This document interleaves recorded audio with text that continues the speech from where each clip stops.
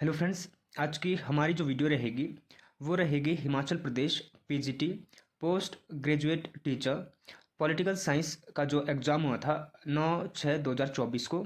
उसकी आंसर की हम डिस्कस करेंगे, सॉल्व करेंगे। तो आपने क्या है, वीडियो को लास्ट तक देखना है। तो इसका जो फर्स्ट क्वेश्चन है वो है, निम्नलिखित में से कौन सा विषय आधारित पाठ्यक्रम का उदाहरण है। तो इसका जो राइट आंसर है वो है बी, अवधारणाओं के पैटर्न संबंध खोजने के महत्व पर जोर देना। क्वेश्चन नंबर 2 है, किस दर्शन ने कक्षाओं में निगरानी प्रणाली विकसित की है। तो इसका जो राइट आंसर है वो है सी, इस्लाम। क्वेश्चन नंबर 3 है, विद्यालय मूलतः सामाजिक संस्थाएं है क्योंकि। तो 3 का जो राइट आंसर है वो है ए, वे हमारी संस्कृति के मूल्य को भावी पीढ़ियों में संरक्षित और स्थापित करते हैं। तो ए 3 का राइट आंसर है। क्वेश्चन नंबर 4 है, कौन सा दर्शन अस्तित्व, प्रकृति और आत्मा के द्वंद्व में विश्वास करता है। तो 4 का जो राइट आंसर है वो है बी, सांख्य। क्वेश्चन नंबर 5 है, निम्नलिखित में से कौन सा शैक्षणिक दर्शन का उद्देश्य नहीं है। तो 5 का जो राइट आंसर है वो है सी, शिक्षकों का छात्रों के प्रति प्रेम और नियंत्रण बढ़ाना। क्वेश्चन नंबर 6 है, समग्र शिक्षा एक अवधारणा है। तो ये है तो ये बात करते हैं डी, अरविंदो घोष। ठीक है। क्वेश्चन नंबर 7 है, जैन दर्शन के अनुसार निम्नलिखित में से कौन सा शिक्षा का उद्देश्य नहीं है। तो 7 का जो राइट आंसर है वो है बी, सम्यक संकल्प। क्वेश्चन नंबर 8 है, रैम को रखा गया है। तो सी, मदर बोर्ड। 8 का राइट आंसर है सी। क्वेश्चन नंबर 9 है, निम्नलिखित में से कौन सा कथन सही है। तो एन का मतलब न्यू नॉलेज नेटवर्क, और ई है परम शिवाय एक सुपर कंप्यूटर है। तो ए और ई, ऑप्शन नंबर डी इसका राइट आंसर है 9 का। क्वेश्चन नंबर 10 है, तर्क संगत विकल्प सिद्धांत किसके द्वारा दिया गया था। तो 10 का जो राइट आंसर है वो है सी, एडम स्मिथ। क्वेश्चन नंबर 11 है, निम्नलिखित को सबसे पुराने से नवीनतम तक उठने उनके गठन के कालक्रम अनुसार में व्यवस्थित करना है। तो इसका जो सही सीक्वेंस है 11 का, वो है ए, डी, ए, बी, सी और ई। क्वेश्चन नंबर 12 है, NCF 2005 सबसे अधिक जोर देता है। तो 12 का जो राइट आंसर है वो है सी, ज्ञान का निर्माण। 13 है, सामाजिक रूप से उपयोगी उत्पादक कार्य SUPW की अवधारणा किसके द्वारा प्रस्तावित की गई थी। तो 13 का जो राइट आंसर है वो डी, ईश्वर भाई पटेल समिति 1977। 14 है, निम्नलिखित को काल कर्म अनुसार लगाना था आपने। तो इसका जो राइट आंसर है 14 का, वो है बी। इसका सही सीक्वेंस था ए, सी, डी, ई और बी। ऑप्शन नंबर 2 इसका राइट आंसर था। 15 है, NCFTE 2009 के अनुसार शिक्षक शिक्षा के लिए निम्नलिखित में से क्या अनुशंसित नहीं है। तो 15 का जो राइट आंसर है वो है सी, शिक्षार्थियों को केवल सिद्धांतों के माध्यम से मनोवैज्ञानिक सामाजिक विशेषताओं को समझना सीखना। तो सी इसका राइट आंसर है 15 का। 16 है, किस संवैधानिक संशोधन के माध्यम से शिक्षा को समवर्ती सूची में रखा गया था। तो वे रखा गया था 42वें संवैधानिक संशोधन द्वारा, जो कि 1976 में होता है। तो बी इसका राइट आंसर था 16 का। 17 है, मेटाकॉग्निशन के संबंध में कौन सा कथन सही नहीं है। तो 17 का जो राइट आंसर है वो है बी, मेटाकॉग्निशन उस प्रक्रिया को संदर्भित करता है जिनका उपयोग योजना बनाने, निगरानी करने और दूसरों की समझ और प्रदर्शन का आकलन करने के लिए किया जाता है। 18 है, एक प्रक्रिया जिसके द्वारा हम बाहरी दुनिया को आईडी के अस्वीकृत आवेग का श्रेय देते हैं। तो 18 का जो राइट आंसर है, इसमें डाउट है, अगर आपको इसका एग्जैक्ट आंसर पता है तो कमेंट कर सकते हैं 18 का। क्वेश्चन नंबर 19 है, सिद्धांतकारों को सीखने के सिद्धांतों में उनके योगदान के आरोही क्रम में व्यवस्थित करें।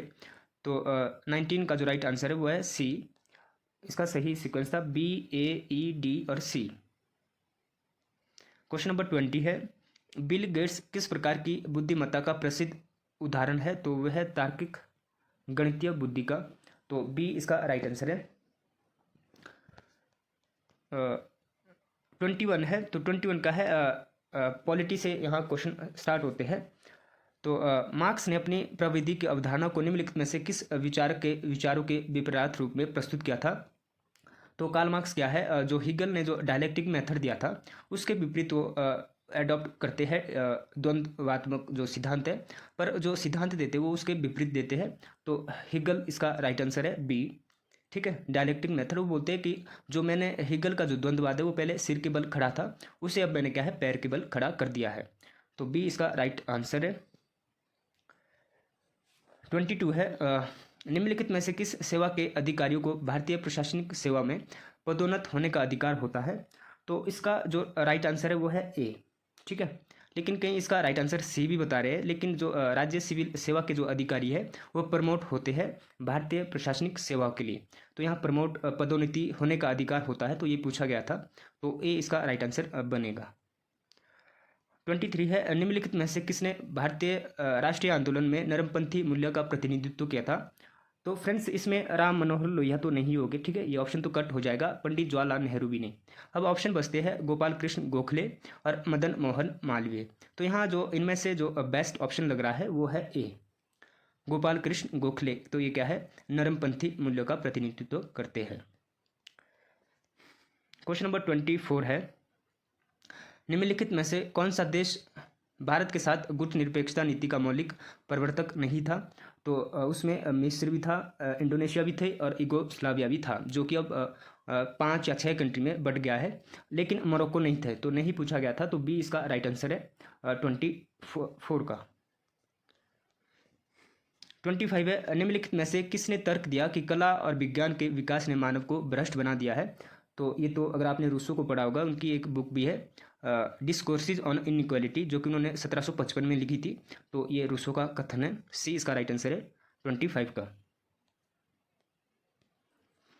26 है, निम्नलिखित में से किस निकाय की संस्तुतियों के आधार पर पंचायती राज संस्थाओं को वित्त प्रदान किया जाता है? तो इसका राइट आंसर था राज्य वित्त आयोग। तो इसकी व्यवस्था आर्टिकल 243 आई के तहत की गई है भारतीय संविधान के। तो डी इसका राइट आंसर था। 27 है, किस देश विशेष के साथ अपने संबंधों को गति देने के लिए भारत द्वारा पंचशील की नीति को अंगीकार करना पड़ा था? तो ये हुई थी 1954 में चीन के साथ। तो डी इसका राइट आंसर था। 28 है, निम्नलिखित में से कौन भारत में समाजवादी चिंतन धारा का प्रतिनिधित्व करता है? तो इसका जो राइट आंसर है वो बनेगा ए, जवाहरलाल नेहरू। तो बाल गंगाधर तिलक भी समाजवादी नहीं थे, गोपाल कृष्ण गोखले भी नहीं थे और बिपिन चंद्र पाल भी नहीं थे। तो ए इसका राइट आंसर है 28 का। 29 है, निम्नलिखित में से कौन लोक और निजी प्रशासन में कतिपय भेद बताता है? तो इसका जो राइट आंसर है वो है पॉल एच एपलबी, सी इसका राइट आंसर है। 30 है, निम्नलिखित में से किसने भारत में स्थानीय शासन में सुधार आरंभ किया था? तो जो स्थानीय सुधार की जो शुरुआत करते हैं वो है लॉर्ड रिपन, लेकिन यहाँ ऑप्शन में नहीं था, तो सी इसका राइट आंसर हो सकता है लॉर्ड कॉर्नवालिस। 31 है, निम्नलिखित में से किस चिंतक ने उदारवादी लोकतंत्र के विचार का समर्थन किया है? तो उदारवाद के पिता है जॉन लॉक। ठीक है, तो सी इसका राइट आंसर है। 32 है, निम्नलिखित में से किस संसदीय समिति का अध्यक्ष सामान्य विपक्षी दल का सदस्य होता है? तो पब्लिक अकाउंट कमेटी, लोक लेखा समिति। तो इसमें टोटल 22 सदस्य होते हैं, 15 लोकसभा के और 7 राज्यसभा के, और अपोजिशन जो विपक्षी दल का नेता होता है वो अध्यक्ष होता है इसका। 33 है, निम्नलिखित में से किसने समाजवाद में विकेंद्रीकरण पर जोर देकर इसके भारतीयकरण का प्रयत्न किया? तो इसका जो राइट आंसर है वो है राम मनोहर लोहिया, सी। ठीक है, वो बात करते हैं समाजवाद के विकेंद्रीकरण पर और भारतीयकरण करने का प्रयास करते हैं। तो सी इसका राइट आंसर हो जाएगा। 34 है, निम्नलिखित में से कौन सा भारत की विदेश नीति का निर्देशन सिद्धांत नहीं रहा है? तो भारत की जो विदेश नीति है उसका जो उपनिवेशवाद का विरोध वो करती है। ठीक है, तो ये निर्देशन रहा है।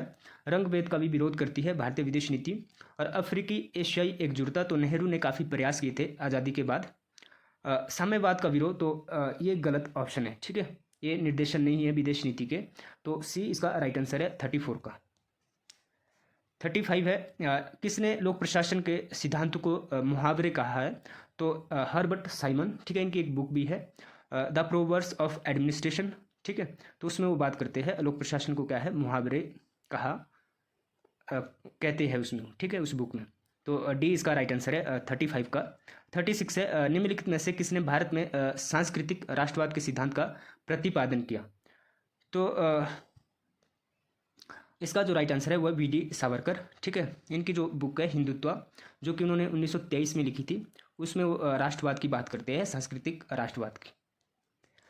37 है निम्नलिखित में से किस प्रधानमंत्री के कार्यकाल के दौरान गुटनिरपेक्षता की नीति को प्रथम बार भारी आघात लगा था?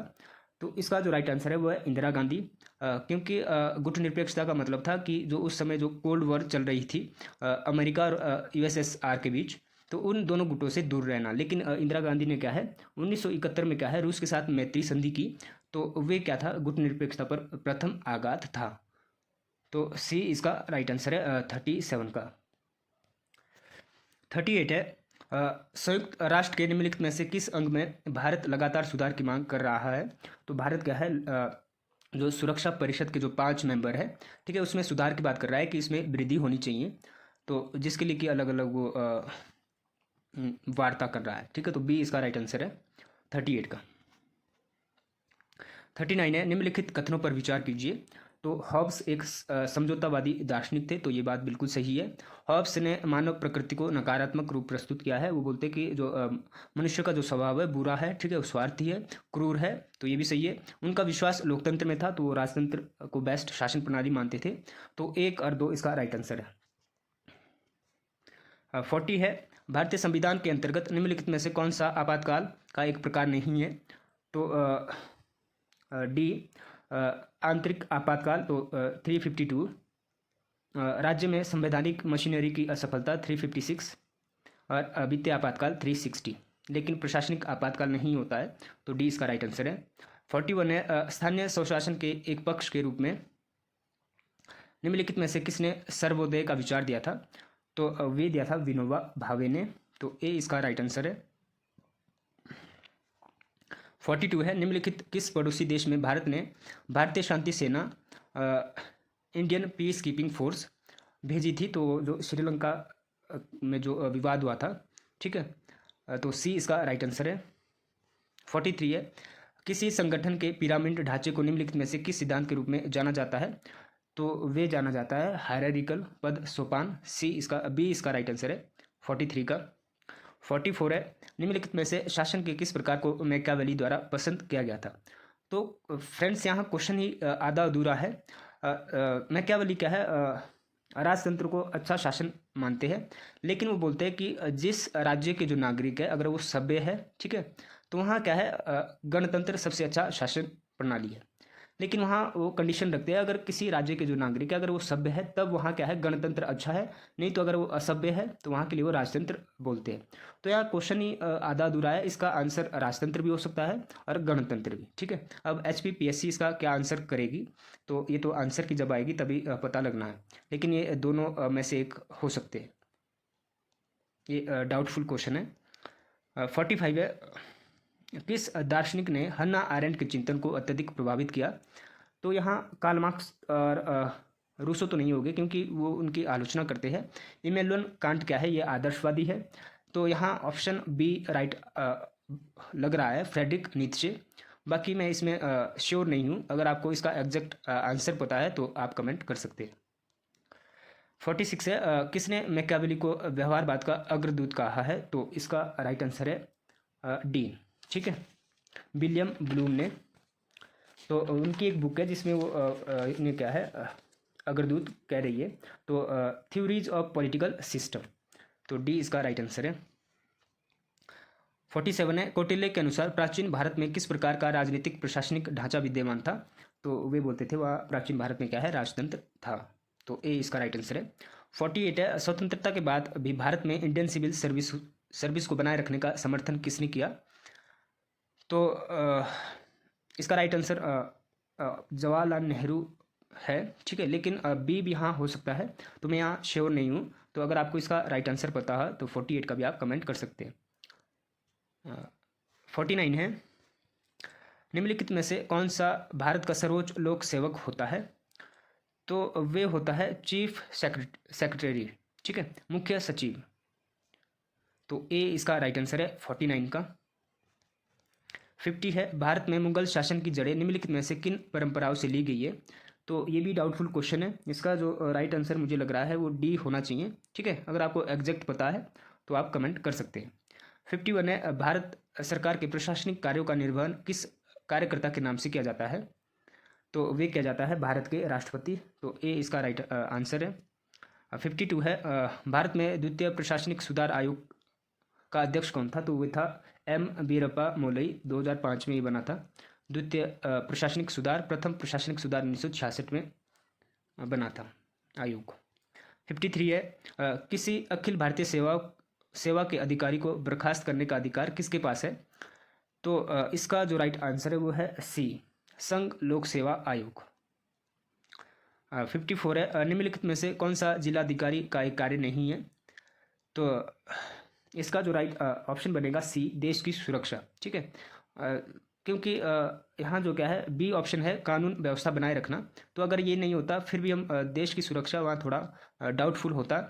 संसदीय चुनाव को कराना तो ये तो इनका काम होता है जिलाधिकारी का, तो देश की सुरक्षा का काम इनका कार्य नहीं है। तो सी इसका राइट ऑप्शन बनेगा 54 का। 55 है, केंद्रीय सचिवालय में सरकार द्वारा पार्श्व प्रवेश हेतु किस स्तर को प्रस्तावित किया गया है? तो ये तो डाउटफुल क्वेश्चन है, तो अगर आपको इसका एग्जैक्ट आंसर पता है तो आप कमेंट कर सकते हैं 55 को भी। 56 है, भारत के विभिन्न राज्य या शहरों का विदेशी राज्य या शहरों से सहयोग की नीति को क्या कहा जाता है? तो वे कहा जाता है पैरा डिप्लोमेसी। तो नरेंद्र मोदी जी द्वारा ये दी गई थी, नेट में भी ये एक बारी क्वेश्चन आया था। तो बी इसका राइट आंसर है 56 का। 57 है, राजनीतिक और विदेश नीति के मुद्दों का वैचारिक सम्मेलन रायसीना डायलॉग निम्नलिखित में से किस स्थान पर आयोजित होता है? तो इसका राइट आंसर है नई दिल्ली। 58 है, निम्नलिखित में से किस क्षेत्र में सहयोग को बढ़ाने के लिए भारत ने एक उपग्रह का परीक्षण किया है? तो ये भी डाउटफुल क्वेश्चन है। इसका जो राइट आंसर है वो है दक्षिण एशिया, ठीक है, ये डाउटफुल नहीं है। 58 का जो राइट आंसर है वो है ए, ठीक है, 2017 में होता है ये। तो ए इसका राइट आंसर है। 59 है, महासागरीय सिल्क रूट पहल निम्नलिखित में से किस देश द्वारा प्रणीत है? तो ये है चीन, ए इसका राइट आंसर है। 60 है, निम्नलिखित में से कौन सा बहुपक्षीय निकाय विकसित और विकासशील दोनों प्रकार के देशों से मिलकर बना है? तो सी इसका राइट आंसर है G20, ये क्या है, विकसित और विकासशील दोनों देशों से मिलकर बना है। 61 है, निम्नलिखित में से कौन सा संघाई सहयोग संगठन का प्राथमिक उद्देश्य है? तो प्राथमिक उद्देश्य क्या है, वो है सी, सांस्कृतिक आदान प्रदान, ठीक है, ऊर्जा भी है, ऊर्जा सहयोग, लेकिन ये प्राथमिक उद्देश्य नहीं है, ठीक है। आर्थिक, तकनीकी, सांस्कृतिक आदान प्रदान, तो ये क्या है, प्राथमिक उद्देश्य है संघाई सहयोग संगठन के, जो कि 2001 में बना था। तो सी इसका राइट आंसर है। 62 है, हिंद महासागर में भविष्य के सागरीय सहयोग के आधार के रूप में प्राचीन व्यापार और सांस्कृतिक संबंधों को मानने की मोदी सरकार की नीतिगत पहल को कहा जाता है।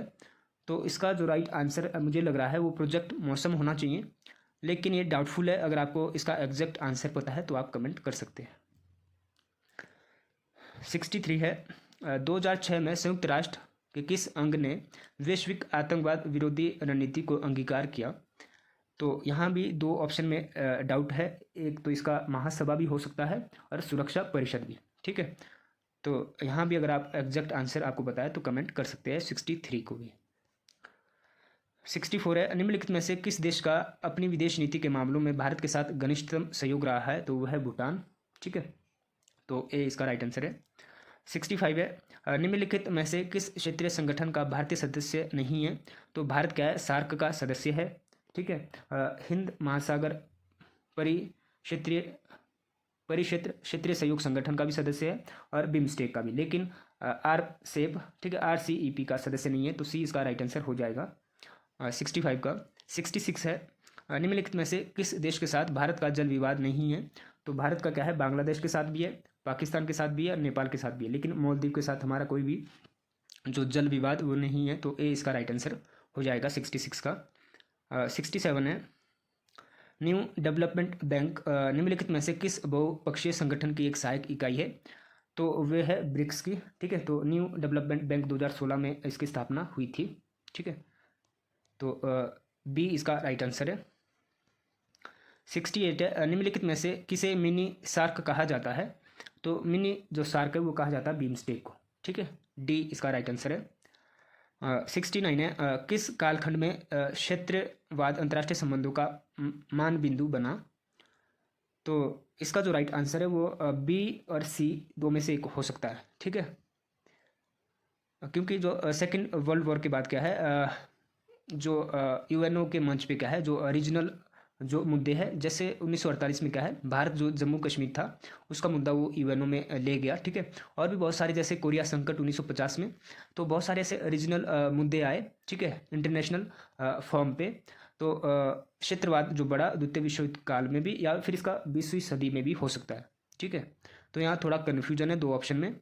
तो अगर आपको इसका एग्जैक्ट पता है तो कमेंट कर सकते हैं, लेकिन यहाँ बी होना चाहिए। ठीक है, राइट आंसर इसका। 70 है, विश्व में ऊर्जा सुरक्षा की स्थिरता हेतु निम्नलिखित में से किस अंतर्राष्ट्रीय संगठन के निर्माण हेतु भारत ने पहल की थी?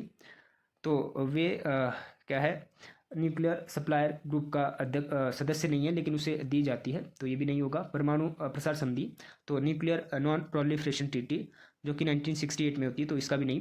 पेट्रोल निर्यातक देशों का संगठन, तो ये तो अलग ही था, कुछ क्वेश्चन से ये रिलेट नहीं था। तो इसका जो राइट आंसर है वो है सी, अंतर्राष्ट्रीय सौर ऊर्जा गठजोड़। 70 का सी राइट आंसर होना चाहिए है। 71 है, निम्नलिखित में से किसने वेदों को भारतीय पुनर्जागरण के स्रोत में मानने पर बल दिया है? तो वे दिया है डी, स्वामी दयानंद सरस्वती ने। ठीक है, डी इसका राइट आंसर है। 72 है, निम्नलिखित में से कौन यूरोपियन संस्कृति और चिंतन से एकदम प्रभावित नहीं था? तो इसका भी जो राइट आंसर है वो है ए, स्वामी दयानंद सरस्वती।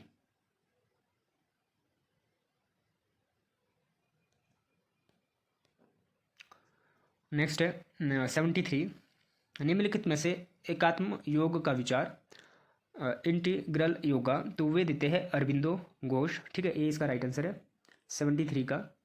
74 है, निम्नलिखित में से किस भारतीय राजनीतिक चिंतन के दर्शन के केंद्र में महामस्तिष्क की अवधारणा यानी कि सुपर माइंड है? तो डी इसका राइट आंसर है, वो देते हैं महर्षि अरविंदो घोष।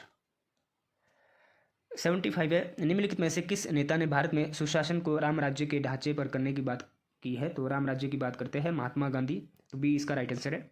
76 है, निम्नलिखित में से किस नेता ने राष्ट्रीय आंदोलन के दौरान भारत की विदेश नीति की दृष्टि प्रस्तुत की थी? तो यहाँ जवाहरलाल नेहरू इसका राइट ऑप्शन बनेगा, क्योंकि स्वामी विवेकानंद इसकी बात नहीं करते भारतीय विदेश नीति की, राजेंद्र प्रसाद भी नहीं और महात्मा गांधी भी नहीं, तो इसका राइट आंसर बनेगा सी, जवाहरलाल नेहरू। 77 है, निम्नलिखित में से कौन भारत में ब्रिटिश शासन के विरुद्ध एक हथियार के रूप में स्वदेशी के विकट समर्थक थे? तो स्वदेशी की बात करते थे बाल गंगाधर तिलक, तो बी इसका राइट आंसर है। 78 है, किसके वैचारिक विलास ने देश में हिंदुत्व की राजनीति का आधार रखा?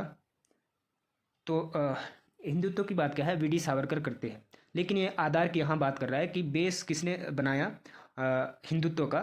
तो बाल गंगाधर तिलक, इनकी एक बुक है द हिंदुत्व, जिसमें वो बात करते हैं हिंदू राजनीति की। ठीक है, तो आधार यहाँ पूछा गया था, तो बी इसका राइट आंसर बनेगा, बाल गंगाधर तिलक, तो आधार इन्होंने रखा था। 79 है, निम्नलिखित में से कौन सालोक प्रशासन का विशिष्ट नहीं है? तो इसका राइट आंसर है न्यायिक समीक्षा, जुडिशियल रिव्यू क्या है, जो पब्लिक एडमिनिस्ट्रेशन है वो उसका काम नहीं है। ठीक है, या विशेषता नहीं है, बाकी सारे यहाँ राइट ऑप्शन थे। ठीक है, तो डी इसका राइट आंसर है 79 का।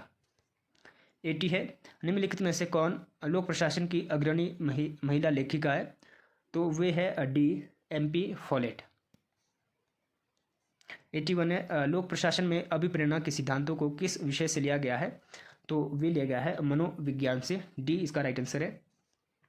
82 है, निम्नलिखित में से कौन राजनीतिक प्रशासन विभेद के ऊर्ध्वाधर है? तो जो पॉलिटिक्स एडमिनिस्ट्रेशन डिक्टोमी की जो बात करते हैं वो करते हैं वुड्रो विल्सन, लेकिन ऑप्शन में यहाँ नहीं था, तो इसका राइट आंसर बनेगा बी, फ्रैंक गुडनाव। तो ये क्या है, अमेरिकी जो लोक प्रशासन है उसके पिता है, तो बी इसका राइट ऑप्शन है। कहीं इसका आंसर सी भी बता रहे हैं, ठीक है, लेकिन बी इसका राइट आंसर होना चाहिए। अगर आपको इसका एग्जैक्ट आंसर पता है तो इसका भी आप कमेंट कर सकते हैं। 82 को 83 है, निम्नलिखित में से किसने संगठन के सिद्धांतों के बारे में नहीं लिखा है। तो संगठन के सिद्धांत क्या है, हेनरी फ्योल भी देते हैं, लूथर गुलिक भी देते हैं, और वुड्रो विल्सन क्या है 14 सिद्धांत देते हैं। तो ये तीनों थे, लेकिन यहाँ नहीं जो था वो था डी, J.D. मूनी। तो डी इसका राइट आंसर है। 84 है, निम्नलिखित में से कौन सा सिद्धांत संगठन में पदानुक्रम को प्रदर्शित करता है। तो पदानुक्रम को जो करता है वो है हायरार्की, पद सोपान। तो ए इसका राइट आंसर है। 85 है, निम्नलिखित में से किसने मापन प्रक्रिया स्केलर प्रोसेस के सिद्धांत को दिया है। तो ये तो रिपीटेड क्वेश्चन था, मूनी और रेली। बी इसका राइट आंसर है। 86 है, निम्नलिखित में से कौन सा सिद्धांत लोक प्रशासन में विधिवत प्रक्रिया से थ्रो प्रॉपर चैनल के विचार को संबल प्रदान करता है। तो इसका जो राइट आंसर है वो या तो ए होगा सत्ता, या फिर बी पद सोपान। ठीक है, अगर आपको एग्जैक्ट पता है तो आप कमेंट कर सकते हैं, लेकिन बी मुझे लग रहा है इसका राइट आंसर होना चाहिए। 87 है, नियंत्रण के क्षेत्र का सिद्धांत मौलिक रूप से निम्नलिखित में से किस संगठन में लागू किया गया था। तो वे क्या था, सेना। ठीक है, तो सी इसका राइट आंसर है 87 का। 88 है, निम्नलिखित में से कौन समकालीन प्रशासन की एक उदयमान प्रवृत्ति है। तो जो which of the following is a growing tendency in contemporary administration. तो जब आप डिसेंट्रलाइज करेंगे, ठीक है, तभी क्या है वे अच्छे से ग्रो करेगी। ठीक है, कंटेम्प्रेरी एडमिनिस्ट्रेशन सिस्टम। तो ए इसका राइट आंसर है। 89 है, निम्नलिखित में से कौन सा प्रशासन के ऊपर नियंत्रण का एक प्रकार नहीं है। तो लेजिस्लेटिव में भी क्या है नियंत्रण होता है, एग्जीक्यूटिव में भी और जुडिशरी में भी, लेकिन जो सामाजिक है उसमें आपका किसी भी प्रकार का नियंत्रण नहीं होता है। तो सी इसका राइट आंसर है 89 का। 90 है, निम्नलिखित में से कौन सी राजनीतिक व्यवस्था में राजनीति और स्थायी कार्यकारी होते हैं। तो जो स्थायी जो कार्यकारी है वो सिर्फ एक ही शासन प्रणाली में होगी, तानाशाही में। बाकी राष्ट्रपति में भी आप चेंज होते रहते हैं एक टेन्योर के बाद, संसदीय शासन प्रणाली में और संघीय शासन प्रणाली में भी। तो डी इसका राइट आंसर है 90 का। 91 है, निम्नलिखित में से किस निकाय के ऊपर पंचायती राज संस्थाओं के चुनाव कराने की जिम्मेदारी होती है। तो पंचायती राज के चुनाव की जो जिम्मेदारी होती है वो राज्य निर्वाचन आयोग आर्टिकल 243 के तहत, ठीक है, ये जिम्मेदारी होती है। तो सी इसका राइट आंसर है 91 का। 92 है, पंचायतों से संबंधित निम्नलिखित में से कौन सा राज्यों के लिए अनिवार्य संवैधानिक प्रावधान नहीं है। तो यहाँ जो राइट ऑप्शन है वो त्रिस्तरीय ढांचा। ठीक है, ये क्या है अलग अलग राज्य में कहीं 2 स्तरीय है, कहीं 3 स्तरीय है। तो ये गलत है, बाकी सभी सही है। आरक्षण की व्यवस्था आर्टिकल 243D, पंचायती राज व्यवस्था का निर्माण भी, और वित्तीय सहयोग प्रदान करना तो 243I। ठीक है, तो बी इसका राइट आंसर है 92 का। 93 है, निम्नलिखित में से कौन सी ग्राम स्तर पर लोगों की आम सभा है। तो वह है ग्राम सभा। ठीक है, बी इसका राइट आंसर है। 94 है, भारतीय संविधान की 12वीं अनुसूची के अंतर्गत निम्नलिखित में से किस विषय को शामिल नहीं किया गया है। तो वे है हायर एजुकेशन। डी इसका राइट आंसर है। 95 है, किसी नगर निगम का मुख्य कार्यकारी निम्नलिखित में से कौन होता है। तो इसका राइट आंसर होना चाहिए ए, नगर निगम अध्यक्ष। ठीक है, अगर आपको इसका एग्जैक्ट आंसर पता है तो आप कमेंट कर सकते हैं। 96 है, स्थानीय निकायों के लिए निम्नलिखित में से कौन सा एक धन का स्रोत नहीं है। तो जो टोल टैक्स है ये भी स्थानीय निकाय में लगा सकती है, अनुदान भी, ग्रांट्स इन एड, और वैधानिक धन स्थानांतरण। लेकिन जो इनकम टैक्स है ये क्या है स्थानीय निकाय का भाग नहीं है। तो सी इसका राइट आंसर है 96 का। 97 है, निम्नलिखित में से किसने विज्ञान के दर्शन में विज्ञान और अविज्ञान के मध्य विभेद किया है। तो यहाँ 2 ऑप्शन में कन्फ्यूजन है, या तो इसका आंसर कार्ल मार्क्स होगा, ठीक है, या फिर R.H. स्टोनी। तो क्योंकि क्या है कार्ल मार्क्स को क्या है वैज्ञानिक समाजवाद का पिता कहते हैं। तो ये भी हो सकता है R.H. स्टोनी। तो अगर आपको एग्जैक्ट आंसर पता है तो कमेंट कर सकते हैं। 98 है, सिविक कल्चर विचार निम्नलिखित में से किसके साथ जुड़ा है। तो ये बुक है सिडनी बर्बा की। तो ए राइट आंसर है इसका। 99 है, निम्नलिखित में से कौन तुलनात्मक राजनीति के अध्ययन के ऐतिहासिक उपागम के अग्रदूत है। तो यहाँ गैब्रियल आमंड तो नहीं हो गए क्योंकि इन्होंने स्ट्रक्चरल फंक्शनल अप्रोच दी है कंपैरेटिव पॉलिटिक्स में। हेराल्ड लास्की भी नहीं है। तो यहाँ दो ऑप्शन में डाउट है, ये तो या तो इसका सर हेनरी मैन होगा या एडवर्ड वेडनर।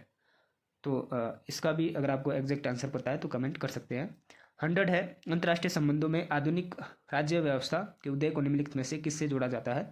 तो वे जोड़ा जाता है जो वेस्टफैलिया संधि हुई थी 1648 में, ठीक है। उसके बाद क्या है, नेशन स्टेट बनना शुरू हुए।